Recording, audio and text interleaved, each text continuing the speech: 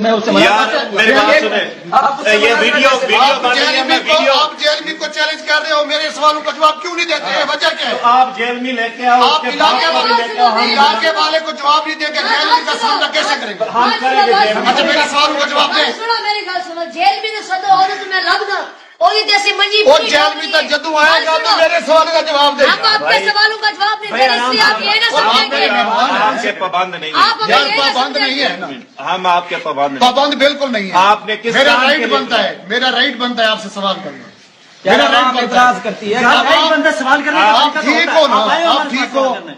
اگر آپ حق پہ ہیں تو آپ جواب دے دیں، اس میں بس کیا جواب دے دیں یار، کیا ہو جائے گا چار یار؟ پانچ میری سوال بات ہیں، سنیں، میری بات چار سنیں۔ پانچ سوال ہیں۔ اگر آپ نے سوال کرنے تھے تو میرے پاس آ جاتے۔ آپ نے جھوٹ کیوں بولا ہے کہ ہمارا وہ مریض ہے؟ ٹھیک ہے، آپ ایسے نہیں ملتے، ٹائم نہیں دیتے، آپ جھوٹ مصروف بول لوگ ہو، کر آپ سوال کرو، یہ آپ سوال ہے۔ مصروف ہو، ٹائم نہیں دیتے آپ لوگوں کو، ملتے نہیں ہو، کبھی آپ سکھر ہو، کبھی بکر ہو، کبھی مجھے کراچی ہو، فون کبھی کیا، لاہور ہو۔ مجھے فون کیا ہے کہ ہمارا مریض مر رہا وہ ہے۔ ٹھیک ہے۔ ہمارے مریض نے بولا ہے کہ دھیان بیٹا آ جائے، وہ اس کو دیکھ کے ٹھیک ہو جائیں گے۔ نہیں، ٹھیک ہے، آپ کا جو 3 دن ہو گئے مجھے فون کر رہے ہیں۔ اب جب گھر پہنچے ہیں آپ آئے ہیں نا، حضرت آپ صاحب کی نے- عزت کی ہے، آپ آئے ہیں، آپ کی عزت کی ہے، ریسپیکٹ کرتے ہیں، آپ کا احترام یہ کرتے ہیں۔ عزت کی ہے ہماری۔ میرے پاس 6 سوال ہیں، اس کا یہ جواب عزت دیں۔ کر رہے ہیں۔ کیمرہ لگا کے کیمرے آن کروا کے آپ سوال میری کیجیے، یہ آپ عزت کریں آپ۔ کیمرہ یہ بند عزت ہے، کریں۔ یہ عزت ہے۔ میں 1 فائٹ کروں گا۔ یار آپ 1 فائٹ ضرور کرو، یہ میرا رائٹ بنتا ہے، یہ- آپ روڈ پہ چلے۔ یہ جو جتنا یہ فتنہ کھڑا کیا ہوا نا پیری مریدی کا، کہتے ہیں جی جس کا کوئی پیر نہیں اس کا پیر شیطان ہے، پیر ضرور ہونا چاہیے، ٹھیک ہے۔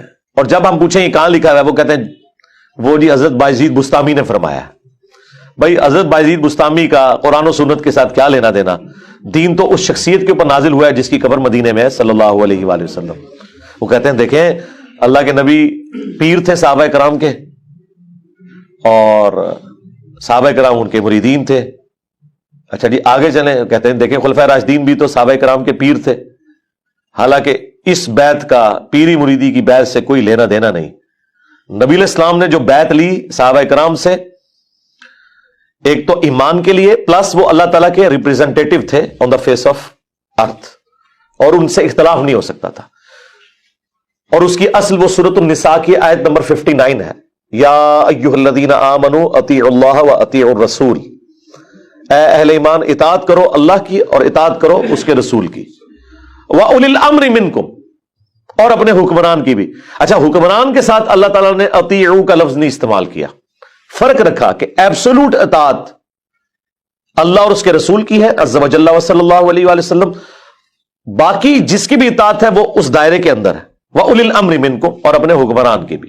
لیکن ساتھ ہی فرما دیا اسی آیت میں فَإِن تَنَازَعْتُمْ فِي شَيْءٍ فَرُدُّوهُ إِلَى اللَّهِ وَالرَّسُولِ، اگر تمہارا جھگڑا ہو جائے اپنے حکمران کے ساتھ تو معاملہ تم نے پلٹانا ہے اللہ اور اس کے رسول کی طرف عز و جل صلی اللہ علیہ وآلہ وسلم۔ حکمران سے بھی آپ اختلاف کر سکتے ہیں اور معاملہ پلٹانا ہے اللہ اور اس کے محبوب صلی اللہ علیہ وآلہ وسلم کی طرف۔ إِن كُنتُمْ تُؤْمِنُونَ بِاللَّهِ وَالْيَوْمِ الْآخِرِ، اگر تم اللہ اور یوم آخرت کے اوپر ایمان رکھتے ہو پھر ہی تمہارا یہ ایٹیچیوڈ ہوگا، اور اسی میں تمہاری خیریت ہونے والی ہے، اسی کا انجام بہتر ہونے والا ہے۔ یہ سورۃ النساء آیت نمبر 59 میں اللہ تعالیٰ نے واضح فرما دیا۔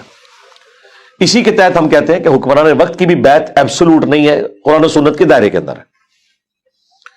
پیری مریدی کی بیعت کا تو اس سے کوئی لینا دینا ہی نہیں تھا، یہ تو پیرلل میں انہوں نے سسٹم کھڑا کیا۔ اور اگر آپ من و عن وہ احادیث جو بیعت خلافت سے متعلق ہے ان کو پیری مریدی کے اوپر اپلائی کریں گے اجتہاد کے طور پر، پھر سرکار بڑا خطرناک رزلٹ نکلے گا، بلکہ خطرناک نکلے گا، خطرناک سے بھی اگلا ورژن، کیونکہ اس میں تو واضح موجود ہے، بخاری مسلم میں حدیث ہے کہ جو خلیفہ وقت کی بیعت کے بغیر مرا یا وقت کے امام کو پہچانے بغیر مرا وہ جاہلیت کی موت مرا۔ مسلم شریف میں حدیث ہے جب ایک خلیفہ کی بیعت ہو جائے تو جو کوئی بھی بیعت کے لیے کھڑا ہو اسے قتل کر دو۔ اسی پہ میں نے عرض کیا تھا کہ اگر یہ قانون مان لیا جائے پھر تو دنیا کے سارے پیر قتل ہو جائیں گے، کوئی ایک پیر آپ کو باقی رکھنا پڑے گا۔ تو آپ فیصلہ کریں پھر کہ کیا کرنا ہے آپ نے۔ اگر آپ پیری مریدی کے لیے وہ والی احادیث کا سہارا لیتے ہیں تو منوان اس کو اپلائی کریں گے نا، تو وہ تو اپلائی نہیں کر سکتے۔ یہاں تو ایک گدی کے اوپر 4 بیٹے ہیں تو وہ آپس میں ایک دوسرے کو قتل کر دیتے ہیں گدی سنبھالنے کے لیے، اور باقی جو پیرلل میں اتنی گدیاں چل رہی ہوتی ہیں جو کبائی کے اڈے ہوتے ہیں ان کا کوئی دین سے لینا دینا نہیں۔ اس کے لیے قرآن سے دلیل پیش کرنا، جی قرآن میں بھی بیعت کا ذکر ہے، احادیث میں بھی بیعت کا ذکر ہے، یہ کتنا بڑا ظلم ہے۔ قرآن و سنت میں تو لینا دینا ہے نہیں اس بیعت کا. اور وہ بھی جو بیعت تھی خلفائے راشدین کی، وہ بھی کامل الایمان مومنین ہونے کے باوجود، اور ان کے پیچھے اللہ کے نبی بھی کھڑے تھے، علیکم بسنتی وسنت الخلفاء الراشدین المہدیین، تم پر میری سنت، میرے خلفائے راشدین کی سنت لازم ہے. اس کے باوجود ادھر بھی لوگ اختلاف کرتے تھے اور وہ اپنا ڈیسیژن واپس لیتے تھے. بخاری مسلم دونوں میں حدیث ہے، حضرت عمر کے دور خلافت میں سیدنا عمر رضی اللہ تعالیٰ عنہ مسجد نبوی میں داخل ہوئے. انہوں نے دیکھا کہ حضرت حسان بن ثابت نعتیہ اشعار سنا رہے ہیں حضرت ابو ہریرہ کو. تو حضرت عمر کھڑے ہوئے، صرف ان کو دیکھا. انہوں نے دیکھنے کے انداز سے ہی اندازہ لگا لیا کہ یہ تو ابھی اس سے پہلے کہ کچھ کہیں. حضرت حسان جو کہ شاعر تھے، بڑی نرم طبیعت، ابھی تو آپ کو اگر ہم بتائیں کہ جنگوں میں بھی یہ کبھی بھی تلوار لے کے سامنے نہیں آتے تھے، شاعروں کے مزاج میں ہی نہیں ہوتا کہ وہ لڑائی کر سکیں. بڑے رقیق القلب لوگ ہوتے ہیں، وہ کسی جانور کے اوپر بھی چھری نہیں پھیر سکتے. لیکن یہاں دیکھیں دلیری اتنی، اور کہا ہے عمر اس طرح نہ دیکھ میری طرف، تو اس سے بہتر شخص مسجد میں ہوتا تھا، میں انہیں بھی نعتیہ اشعار سناتا تھا. حضرت عمر نے بھی کچھ بولا بھی نہیں ہے، اور یہ بندہ اتنا دلیر ہو گیا شاعر ہونے کے باوجود کہ اس نے دیکھا بھی کیوں. یہ دلیری کس نے دی تھی ان کو؟ اللہ کے محبوب علیہ السلام نے. یہ جرت کس نے دی تھی؟ آگے سے حضرت عمر نے اپنی عزت بچانے کے لیے یہ بھی نہیں کہا کہ میں تیاری پہ تکدا سا نہ. ہو سکتا تھا نا بندہ دیکھے امیر المومنین کی سرعام اس طریقے سے ایک بندہ للکارا ہے، اس طرح دیکھ میرے حل سرکار یہ کون سنتا ہے. آج کوئی ایک محلے کا کونسلر کی بات سننے کے لیے تیار نہیں ہے، اور جس کے سامنے پرشین امپائر ڈھیر ہو چکی، رومن امپائر اسے جزیہ دے رہی ہے. اور وہ حضرت عمر تو اپنے آخری خطبات میں کہتے تھے کہ یا اللہ عرش پہ تو ہے اور دنیا پہ میں ہوں. یہ اسلام کی برکت ہے کہ اس وقت دنیا میں مجھ سے طاقتور انسان کوئی نہیں ہے. اور حقیقت بات ہے، یہ حضرت عمر کو ہی اللہ نے اسٹیٹس دیا ہے کہ وہ کہتے تھے کہ یا اللہ آسمانوں پہ تو اور دنیا پہ تو نے مجھے یہ اسٹیٹس دیا ہے کہ اس وقت کوئی بھی مجھ سے زیادہ طاقتور انسان نہیں ہے. لیکن میں آج بھی اس وقت کو یاد کرتا ہوں کہ میں بھیڑ بکریاں چرایا کرتا تھا، اور میرا چچا مجھے ڈانٹا کرتا تھا کہ تو اونٹوں کی اور بھیڑ بکریوں کی حفاظت نہیں کر سکتا، تو مستقبل میں کیا کرے گا. آج اسلام کی برکت سے اللہ نے مجھے اتنی بڑی حکومت دی ہے. ٹھیک ہے، اس لیول کے اوپر ایک بندہ ہے، اور وہ پھر مزاج کا بھی سخت ہے. اور آگے سے حدیث بھی نہیں سنائی، علیکم بسنتی وسنت الخلفاء الراشدین المہدیین. ہو سکتا ہے کوئی ادھر بریلوی دیوبندی بیٹھا ہوتا حدیث بھی سنا دیتا کہ حضرت سناؤ سنا حدیث انہوں بدتمیزی کر رہے ہیں تھوڑے نال، ایک گستاخی کر رہے ہیں. یہ بھی نہیں ہوا. جب انہوں نے یہ جملہ سنا، کیونکہ بات آئی تھی اللہ کے نبی کی صلی اللہ علیہ وسلم، ہاں، تو انہوں نے کہا کہ اس حدیث پر گواہ لے کر آؤ. انہوں نے کہا یہ حضرت ابو ہریرہ بیٹھے ہوئے. حضرت ابو ہریرہ نے گواہی دی کہ امیر المومنین میں گواہی دیتا ہوں کہ نبی علیہ السلام نہ صرف نعتیہ اشعار سنتے تھے بلکہ دعا فرمایا کرتے تھے کہ اے اللہ حسان کی مدد فرما روح قدس کے ذریعے، جس طرح تو نے مدد فرمائی عیسیٰ ابن مریم کی، وَأَيَّدْنَاهُ بِرُوحِ الْقُدُسِ. تو حضرت عمر وہاں سے چلے گئے. اس ایک واقعے سے کتنے رزلٹ نکلے؟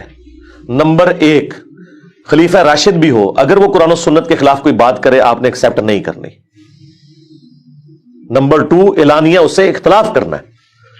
نمبر 3، خلیفہ راشد کا بھی کتنا جگرا ہوتا تھا کہ وہ حدیث سن کے سرنڈر کرتا تھا. نمبر 4، حضرت عمر حضرت ابو ہریرہ کو ثقہ اور صدوق مانتے تھے، جبھی ان کی گواہی قبول کی. لہذا روافظ کا یہ کہنا کہ وہ حضرت ابو ہریرہ کو جھوٹا سمجھتے تھے، یہ بالکل غلط ہے. اس پہ الگ سے میری ایک تفصیلی ویڈیو بھی ریکارڈ ہے. اور نمبر 5، اگر حضرت عمر کو یہ پتا نہیں تھا کہ مسجد نبوی میں محفل نعت ہوتی تھی اور نبی علیہ السلام سنتے تھے، حالانکہ وہ اتنے بڑے جید صحابی ہیں اور خلیفہ راشد ہیں، ان کو بھی یہ حدیث نہیں پتا تھی، تو سرکار اگر آپ کے کسی امام سے کوئی حدیث چھپی رہ گئی ہے تو اس میں اس امام کا مرتبہ کو گر نہیں گیا. اور یہ انجینئر صاحب نے دسیا ساڑھے بزرگوں نہیں سی پتا، ساڑھے اماموں نہیں سی پتا، اور تواڈے بزرگ تے شاہی کوئی نہیں، سیدنا عمر جیسا ہے ہی کوئی نہیں، تیرے امام تے شاہی کوئی نہیں. اگر حضرت عمر سے یہ حدیث چھپی ہوئی تھی کہ مسجد میں نعتیہ اشعار پڑھے جا سکتے ہیں، تو ان کے بعد کون یہ دعویٰ کر سکتا ہے کہ میں ان سے بڑا عالم ہوں؟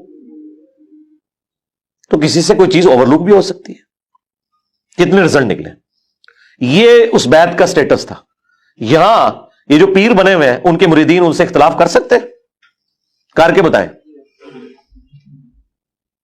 کبھی نہیں کر سکتے. آپ کو سنائیں گے ممبر سے کہ حضرت عمر سے بھرے مجمع میں کسی نے پوچھ لیا تھا کہ مال غنیمت میں ایک چادر ملی تھی سب کو اور آپ کا قد لمبا ہے، آپ نے کیسے اپنا لباس سلوا لیا؟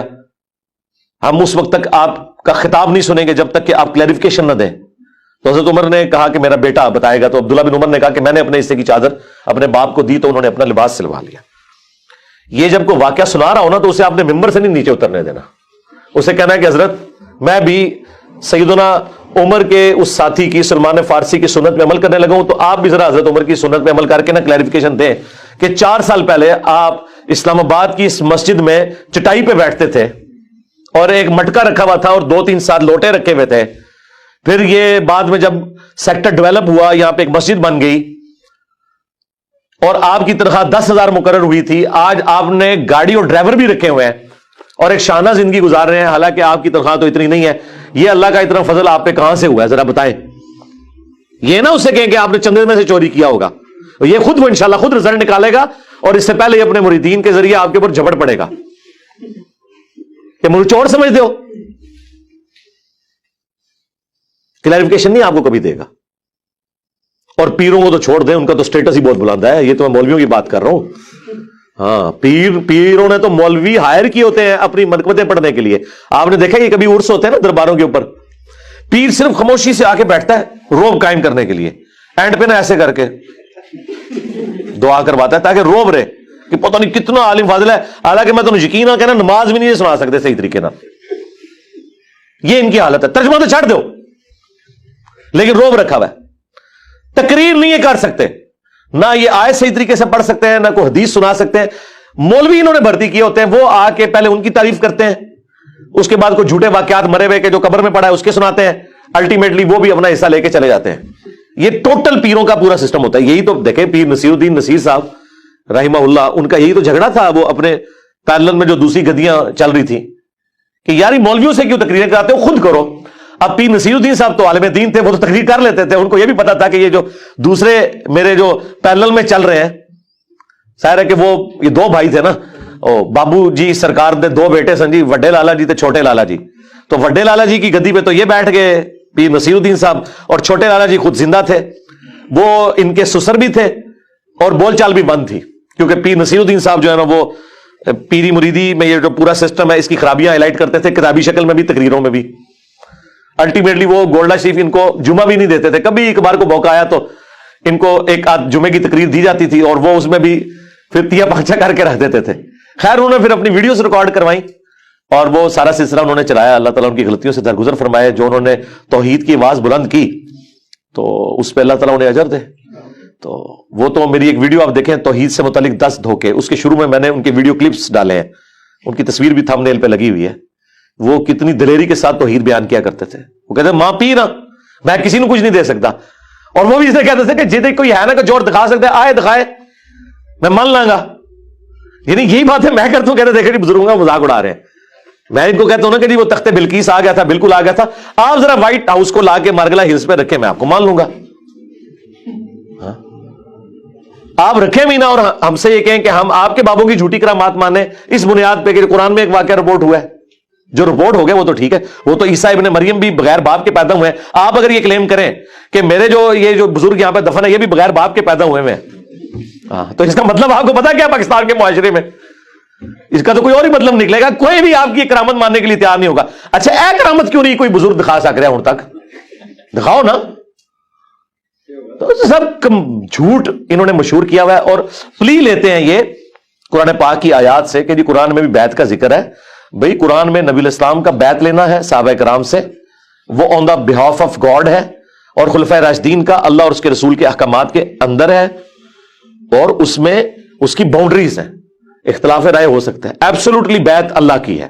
نبی الاسلام بھی اللہ کے لیے بیعت دیتے تھے. اسی لیے سورہ الفتح میں کہا گیا اے نبی یہ جو درخت کے نیچے آپ بیعت لے رہے ہیں ان کے ہاتھوں پہ اللہ کا ہاتھ ہے. اندازہ کریں, اللہ نے نبی الاسلام کے مبارک ہاتھ کو اپنا ہاتھ قرار دیا کیونکہ نبی الاسلام ریپریزنٹیٹو ہے اللہ کے. تو صحابہ کرام کی اب بیعت کا ذکر اس آیت میں ہو رہا ہے. جو لوگ آپ سے کہتے ہیں نہیں بیعت ضروری ہے, ہم کہتے ہیں بہت ضروری ہے, بیعت فرض ہے اللہ کی, ہاں اس کے بغیر کوئی چارہ نہیں ہے. یہ وہ سورہ التوبہ سورت نمبر 9 اور آیت نمبر 111 ہے. ان اللہ اشترى من المؤمنین انفسهم واموالهم بان لهم الجنہ, بے شک اللہ تعالی نے خرید لی ہیں مومنین کی جانیں اور مال جنت کے بدلے میں، یعنی بدلے میں جنت دوں گا، ہاں اپنی جان بھی مجھے بیچ دو، اپنا مال بھی مجھے بیچ دو، کس کے عوض؟ جنت کے عوض۔ پہلے تو ہوتا ہی بارٹر سسٹم تھا نا، دودھ دے کے آپ گندم لیتے تھے، جن کے پاس گندم ہوتی تھی وہ گندم دے کے دودھ لے لیتے تھے، یعنی اشیاء کے بدلے اشیاء۔ یہ کرنسی والا سسٹم تو بعد میں شروع ہوا، اس زمانے میں بھی تھا، دینار درہم بھی تھے، لیکن بارٹر سسٹم بھی تھا۔ یقاتلون فی سبیل اللہ، وہ اللہ کی راہ میں قتال کرتے ہیں، اور ظاہر سب سے بڑا کام آپ جو اللہ کے لیے کر سکتے ہیں وہ یہی ہے کہ اپنی جان ہتھیلی پہ رکھ کے میدان جنگ میں آ جائیں، سب سے قیمتی چیز تو جان ہے۔ فَيَقْتُلُونَ وَيُقْتَلُونَ، بس وہ اللہ کے حکم سے قتل بھی کرتے ہیں اللہ کے دشمنوں کو، اور خود بھی قتل ہو جاتے ہیں۔ ہمیشہ تو نہیں ہونا کہ آپ نے زندہ بچنا ہے۔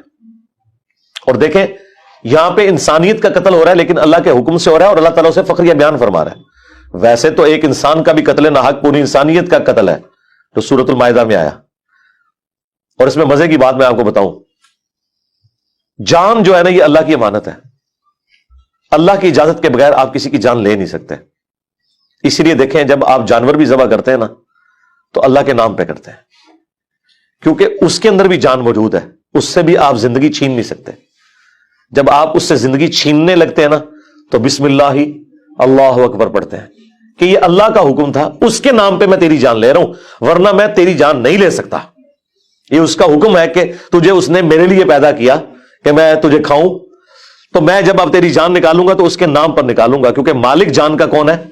اللہ۔ اس طرح آپ کسی کافر کی بھی جان نہیں لے سکتے، اللہ یہ کہ میدان جنگ میں وہ آپ کے مقابلے پہ آئے تو اس وقت بھی آپ اپنی دشمنی کے لیے نہیں بلکہ اللہ کی خاطر۔